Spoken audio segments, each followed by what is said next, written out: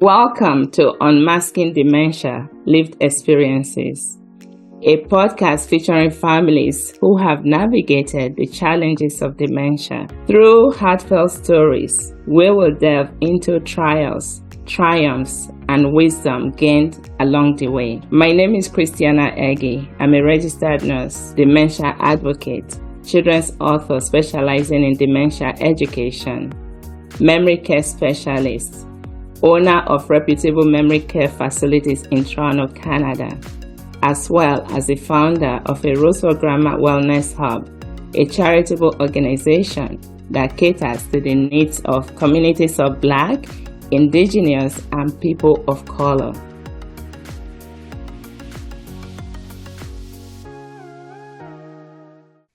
Joining me today is a highly respected church leader and an incredible and devoted son, and I have the privilege of calling him a friend.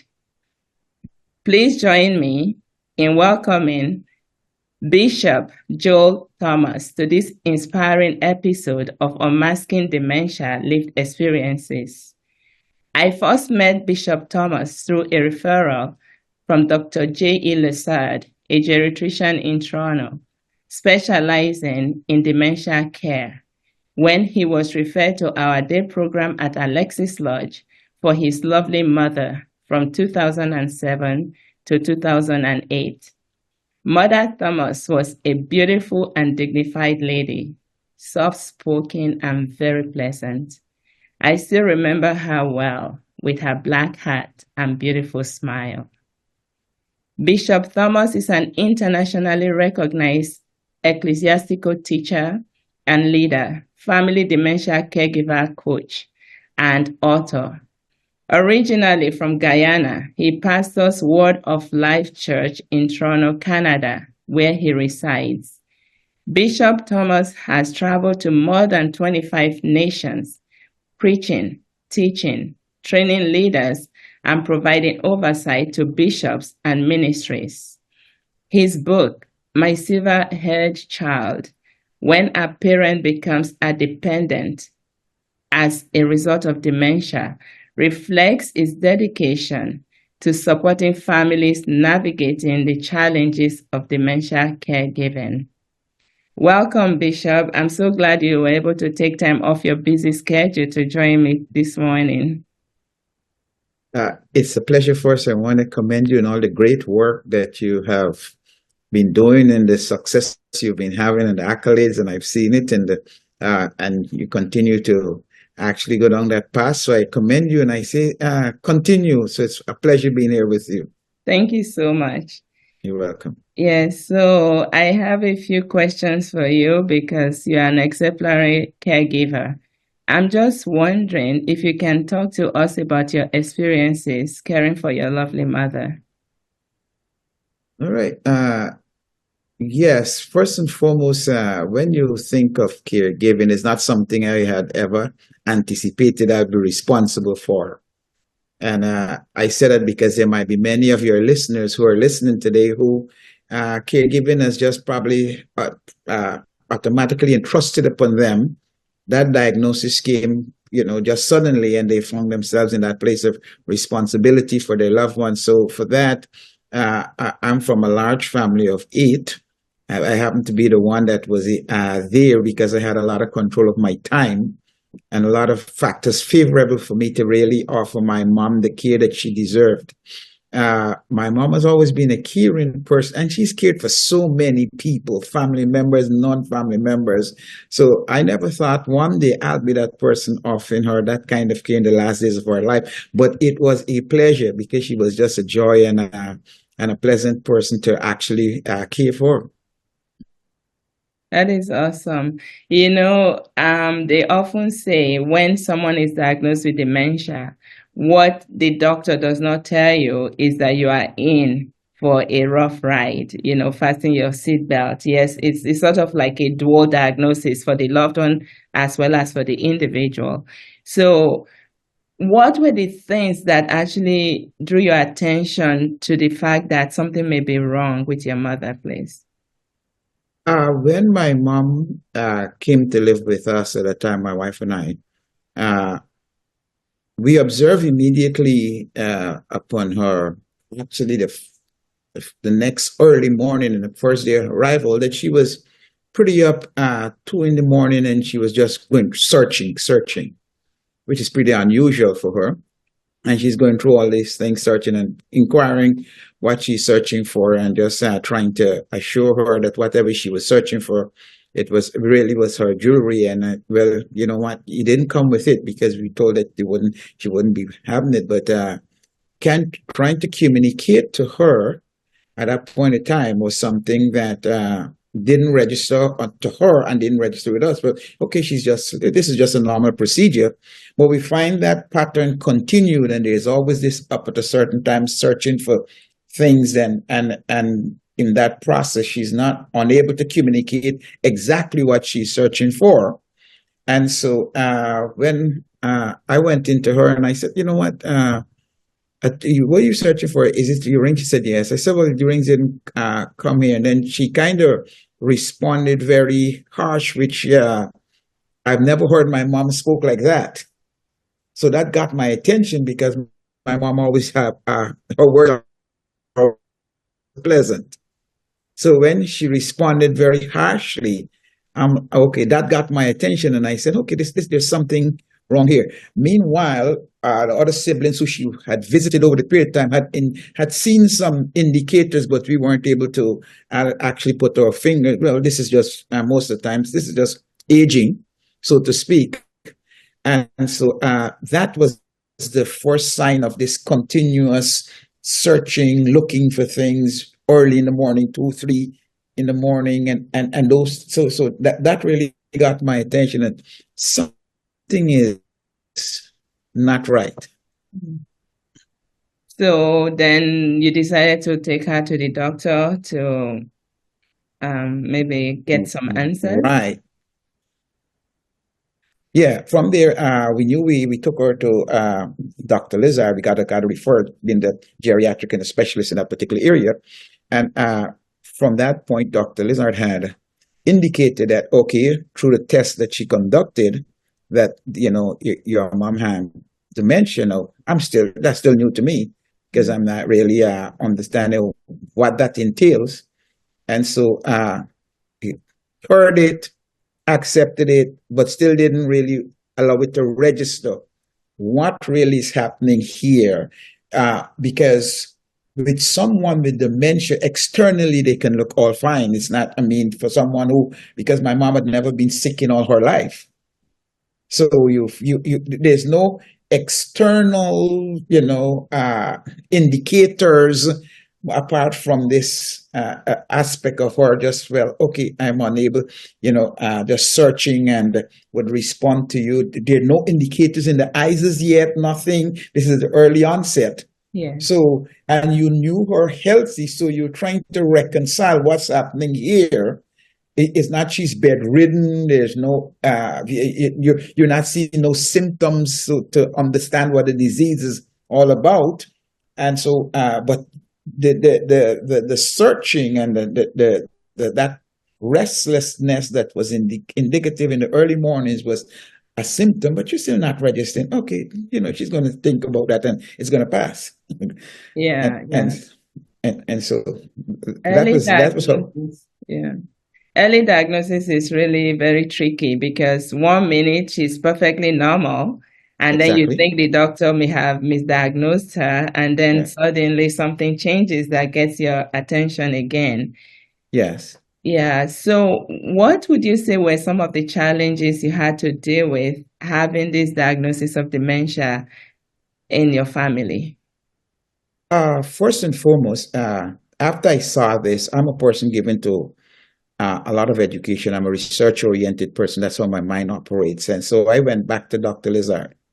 I made an appointment and I said, I need to know about this dementia. What is it all about? So we probably spent about 3 hours and I was taught because the one of the things after the searching, you start to see a little bit of forgetfulness. And well, I left something here and my inability to understand how to relate to that, well, no, you didn't leave it there, and that would create a little conflict because she believed she had left something there, and I'm saying that you didn't leave it, and I didn't know how to.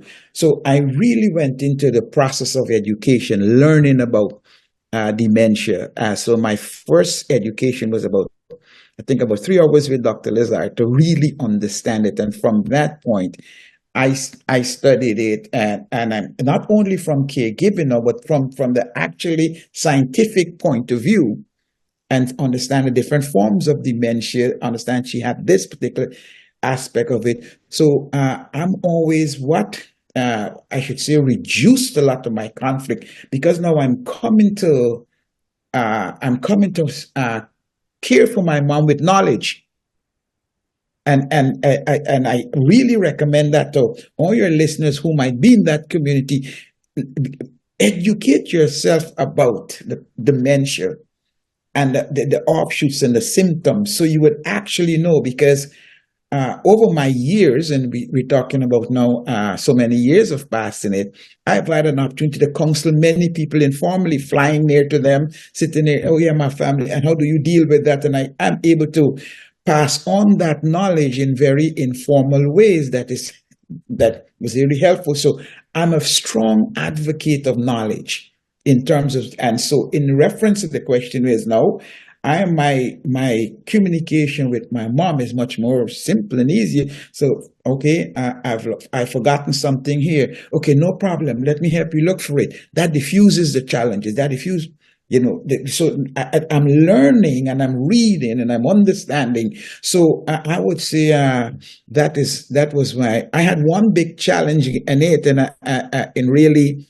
And that's the only part for me was very fearful in it, and that part is like, let them get the book and they'll find that part out. But but in it, that was my biggest fear, and I had to learn how to overcome that and move the process forward. But you want to know what the part is? It's in the book, and I've Cool. indicated. Yeah. So the thing is, you raised a lot of points. I first want to address Dr. Lasad. I mean, I don't know any other doctor that will sit with you for 3 hours explaining a disease condition to you. That's true. I barely spend 5 minutes in my doctor's office. So she is such a strong dementia advocate. She just wants the best for her patients and their families. And then you mentioned I think it's a little me now. Something else you mentioned, like the whole concept of dealing with that person and the fear, and also yeah, I think now I get what I'm trying to get at. You mentioned learning, educating yourself about this disease. I strongly, you know, advise people to do that. I talk about that a lot. They say a problem known is half solved. When you know what you are dealing with, because there are many facets of dementia, it causes family rifts. People end up never speaking with their loved ones until they pass away and stuff like that. It is so important to educate yourself. Don't wait for someone to do it for you. If you know what you are dealing with, it makes it a lot easier, and it relieves some of the stress that you will feel when your mother is doing something really strange. It's like, instead of taking offense, if you know it's a disease, then you're able to cope with it much more better. And that is the whole essence for this podcast, for people to learn from you, just like you are telling now, sharing your experiences.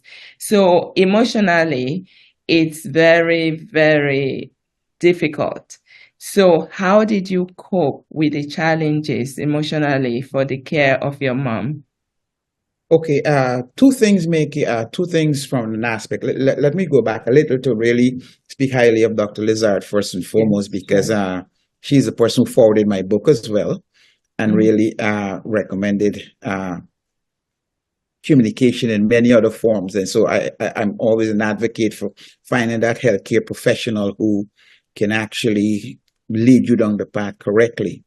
Uh, in the caregiving aspect, there are two dimensions of it. Those who care is entrusted upon them, and those who cared for willingly or took on that challenge. And in a great degree of times, in the females in the family, care is automatically entrusted upon them, is expected for them as a female to care. And so that can create a higher level of emotions of concern because it wasn't their choice. In my case, it was my choice. So I didn't approach it with any inhibitions. And I'm getting an opportunity here for to take care of the woman who have nurtured us, impart my foundation spiritually, all that I have. I got it from her. My mom was an educator. She had her own school. So that's what she did, basically in Guyana. So here am I looking at that. So if you're caring for your loved one, and to some one of your listeners who might think this was entrusted upon me, then that person comes to care with a level of kind of anger. Didn't It's like I didn't get to. I wasn't considered my choice. I had no choice in this. I didn't get a chance to choose, and there are lots of people who are facing that. So the anger level, the impatience level, those factors are higher. And most times when you choose to care, and those who choose to care happen most of the time to be males. Yeah.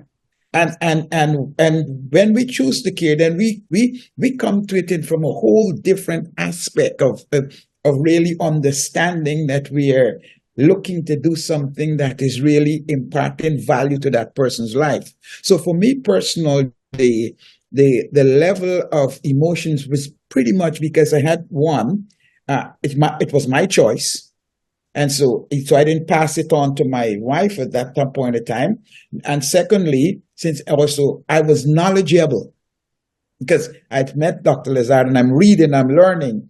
So my emotions, so I understood as a dementia, person with dementia, there could be moments, there could be different times. So I'm learning and I'm very much observing because as I'm caring, I'm looking to see when behaviors are changing, what's happening. So because and I could communicate this to Dr. Lisnard and okay, and if there's a medication given, is this medication changing the person's behavior? What's happening? So for me, it was learning at the same time. So my emotional level was pretty low in terms of there. And then next, what happened, because I was a part of a church, I had people who just came in willingly, and I had a support factor who said, you know what, Bishop, you take some time off. My siblings will come take some time off. We'll definitely take this day or take this time or take this weekend.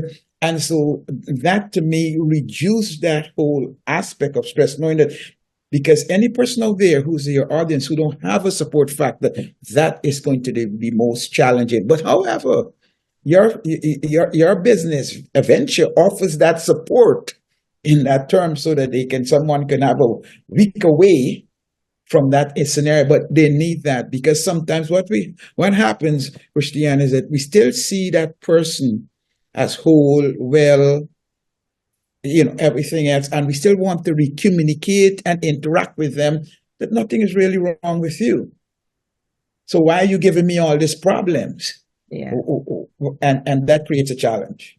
Yes, it is, especially again, beginning to messages where the person may be so good, and then when they start to act up or exhibit behaviors, people think they are doing it intentionally to hurt them, right? And that is where that lack of forgiveness comes from for a lot of families, that are family caregivers that become hurt because of their loved ones' behaviors.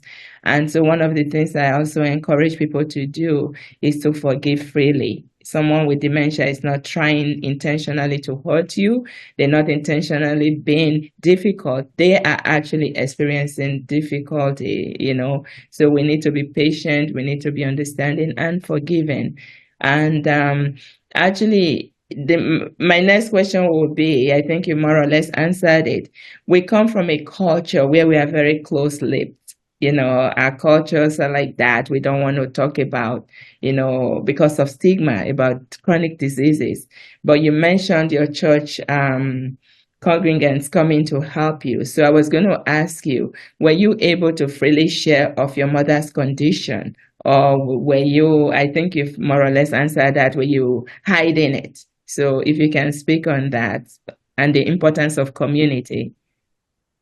Okay. One of the challenges that we have in developing cultures, in developing countries and the cultures, that we're not knowledgeable about diseases. Yeah. So when a disease of the like dementia comes in, the first category place that is insanity. And because we place it in that category, then it becomes a stigma, because we never want anyone to believe that we have someone in our one of our family members or a parent or someone that has that mental is insane. And so because we weren't educated, we kind of we live in a sense of denial, and we never position ourselves to be knowledgeable or educated to understand this has nothing to do with insanity. And so out of changing from that, and in a culture like Canada and developing countries, you understand that, okay, it's a part of life. Things can happen. Like I said, I've never known my mom sick one day in her life. So now here is something coming. What's that? What's strange? So here's the diagnosis. Okay, what's the cause of this diagnosis? X, Y, and Z. Oh, all this brain issues and all that goes with it. And so we're able to in this culture here say, here it happens. This is what has happened. We are knowledgeable. We are more informed. We are seeing it, and then we can slowly transition from that stigmatic culture and start to acknowledge we have a problem, and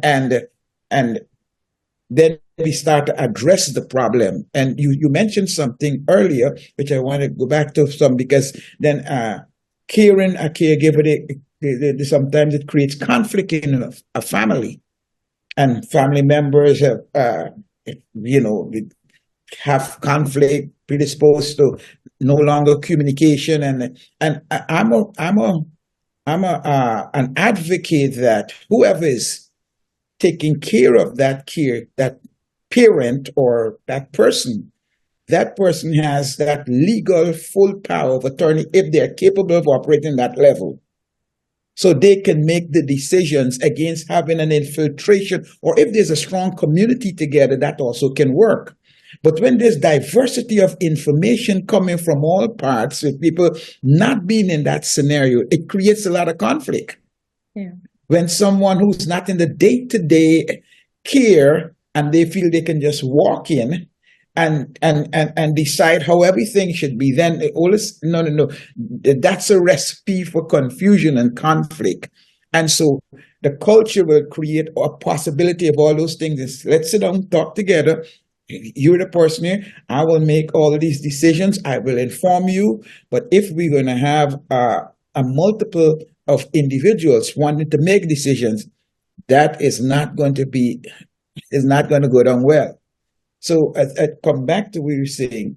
For me, it was not anything hidden to say, well, okay, I'm going to just try to avoid anyone having knowledge of this. No, my life was too globally interactive for me to sit down and try to hide my mom in any locality where I can take her. I took her with me because I understood that was my responsibility, and so for me, on that level, is like, okay, there's not something that she brought on herself. This was not something that is, created anyhow. This was something just happened. And like I said, knowledge is always important to actually navigate through the process. Yes, that is true. So I was going to ask that, as a very busy man, how you found time, but you just mentioned that you took your mom with you when you were out sometimes, so that must have helped. And you It did say that you had more flexibility amongst your siblings, and that's why right. you took on that responsibility. Um, I want to ask you also, were there, specific support system or, resources that played a vital role in your caregiving journey? Yes. Again, I'm going to say to that individual, whether it could be uh, a church group, if you're part of that, you may not be a part of it. It could be a community, it could be family members, but it's absolutely necessary that that caregiver, he or she, they have that support personnel so that they can go away, they can get breaks, they can get time away from actually the day-to-day responsibility of caregiving. And so when I recognize that I have my mom here with me, I've made this decision and I have international obligations, then Mm-hmm. I set that scenario, I created that environment that if I'm away, you know, I always remember once, and probably you'll know this you will hear this for the first time because you didn't know. My mom was at your day program, and I Mm-hmm. think there was something happening in terms of her body and a virus, and you called me and said, come and get your mom. When you called me, I was in South Africa, boarding a plane to fly to Australia, and I had left my sister in charge of everything, but I was the main contact. So right away, I'm on going on board to fly to Australia now. And so right away, I had to pick up a phone, call, and because my network knew right away, I could have had that problem resolved without no one aware of what was actually transpiring. And so you want to have people, one, you can depend upon, people who are willing to help you because you've been there for them too. So, so they're like, listen, you can count on me. And the beauty of it is that what I enjoyed wasn't even upon request of individuals. I set up environments where, okay, like your day program, yes, it could be here, but there might be overnight programs or different times or wherever.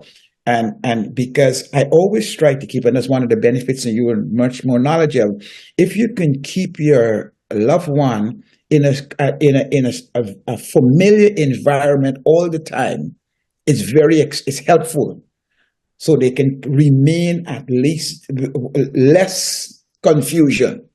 So in those places, I had people who came in and said, listen, I can help. So whether it's your day program, whether it's someone who will do something in the evening, whether it's here who will pick up. So all those things. And when I got back, I'm like, okay, I'm back on duty. So in that premise, so you want to have that, and like again, it wasn't something that I requested of individuals. Individuals said, "Listen, we want to help." They knew my mom. That is so you must have that, and even if you have the so now. Once you have the financial capabilities, there are day programs or that you can just spend a week on and find that break. There's someone you can do if you can bring into whatever you need to do. You need to give yourself that opportunity. And one of the things I could probably mention is say one things I have done. I've started an online business, be a part of a business in personal development that will bring financial and emotional intelligence for individuals who are caregivers, so they could work from their home, 4 or 5 hours a day, anytime they choose, and they can have that financial independence. But then the personal development side also deals with the emotional side of it. Mm-hmm. And I didn't have that when I was caring as a caregiver, because I know you have to balance that emotional side, because if you don't do that, it's going to come right out against that loved one who you're caring for and those around you. And also for individuals who are married, it's challenging because they now have to bring that parent or that loved one, whoever they came for, in their marriage, and they have to know how to balance that in their marriage. So that, because a lot of individuals, after they have cared for their parent or their loved one, and that person uh, no longer exists, or that person dies, let's put it that, let's clear that, then they find themselves isolated because their whole life was wrapped into that. Broken relationships, isolated, hurt, everything, and they just at a loss. So those factors need to be taken into consideration.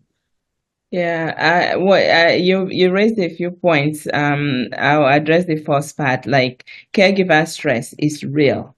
So Yes, if you are not getting a break, you're not asking for support, and you mentioned loneliness, sometimes it's not out of choice. When people have yes, dementia, they lose friends, families fall off, and it's a very lonely and challenging journey. And that is why I often say dementia is not an individual disease, it's a family disease. And as a yeah, matter of fact, it's a community disease. So the more we all know about dementia, the easier it is for us to support families that are navigating this very challenging and devastating journey. And that is why, like you wrote your book about caregiving and stuff, that's why I write children's books because everyone from, as young as elementary school age should know about the disease. I put in real life stories and I talk about family dynamics in my books. Because yes, if you are married and even if your parent is not living with you, you find that you're devoting a lot of time as a caregiver. That can strain your relationship yes, with your spouse or and even with your children. But when all hands are on board, it makes it easier. There's understanding, there's support, and you get that relief. So it is so important for us as a community and for families, let's all join hands together and make this easier, not just on the person that is living with dementia, but also for the family, our yeah. families as well. Just wanted to ask you, what is the one thing that you wish you had known while you were caregiving for your mom? Hmm. What is the one thing? That's a very good question. I'm thinking, what would that be? Because at an early stage, it's like the first, and I don't have a long period of time to measure that because it didn't last long. But it's like initially understanding about this, what dementia was all about, and I really can't because as soon as I discovered what I did not know, I engaged myself immediately, and I felt what I initially came to caregiving is lack of knowledge.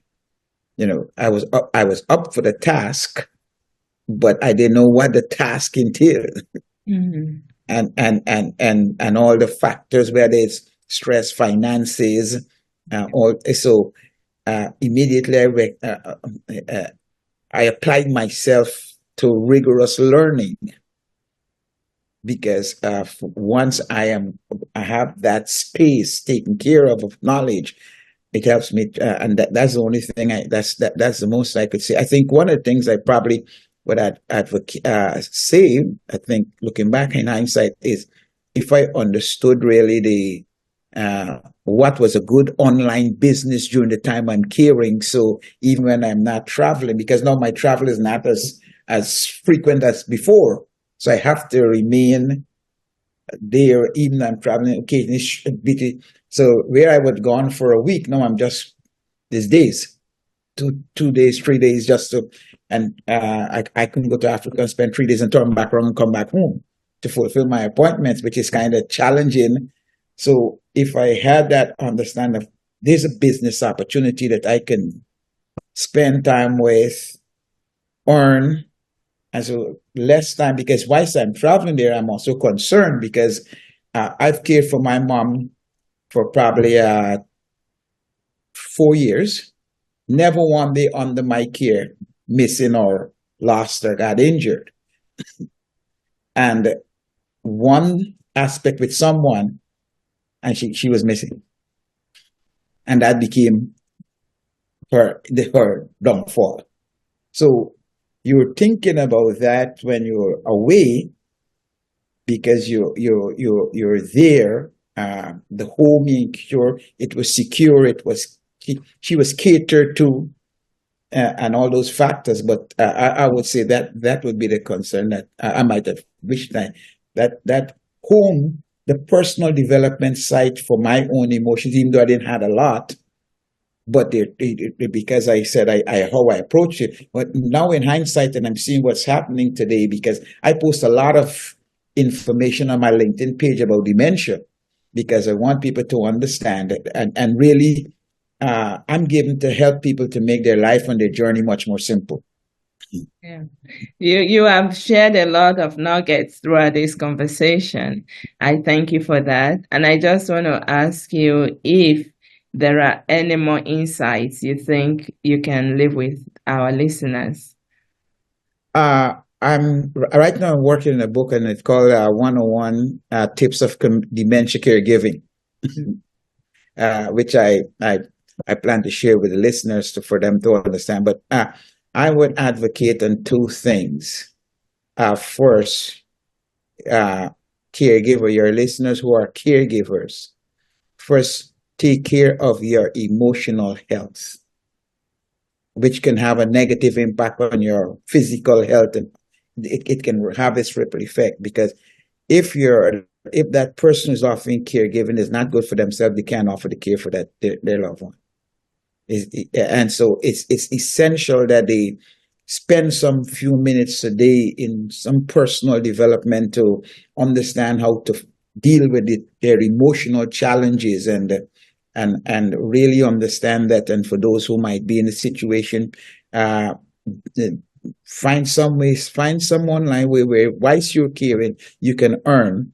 And so your life is not only have evolved around that caregiving, there are other things that you can actually do so that after that period of time, you still could continue on and you're not continuing on with a broken, hurt, frustrated individual. You continue with a wholeness in terms of really moving forward. And those are some things I would really advocate and find that healthcare professional like yourself or some doctor who can really educate them how to respond and not to react because 90% of caregivers react instead of respond.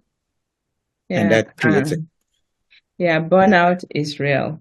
And the way to avert that is self-care. So, as caregivers, like, you need to be a little bit selfish and put yourself first because if you have nothing to offer someone, you're doing them a disservice. So, I often like to encourage people to dust off their oxygen mask and put it on first, just like we first. hear on air travels. Put on Yeah, your own oxygen mask first before you're able to help someone else. Because if you're depleted, you can't give anything. You actually cause more problems for the individuals because you become frustrated, short fused, and it doesn't help anyone. So self-care is not an option, it's a it's necessity. imperative.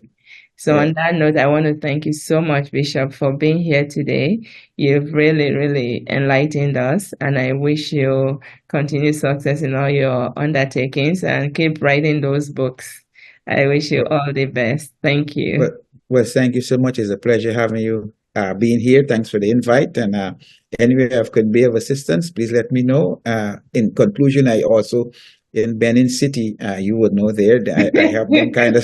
I have them kind of set up a program for people with dementia, Okay. which is kind of again culturally challenging Yeah. because in the culture you don't put your loved one in a home, Yeah. No, that's but in Nigeria. slowly Benin City is in yeah, Nigeria. yeah, So, Nigeria yeah. City, right. So, but slowly, because of the global integration, slowly that they're coming around, people are seeing it's not abandonment, but it's a necessity Yeah. for the care, and so they're starting to see good things happening at Church of God Mission in Benin City, Nigeria. So, That's uh, awesome. yeah, Yeah, good. my mom used to go to Church of God Mission before she died. All right. So we So, Catholics, but she attended both churches, so I know all that. right. Well, yeah. Well, once again, Thank thank you. you. Yes, have a great day. You too. God bless. Thanks. Yeah.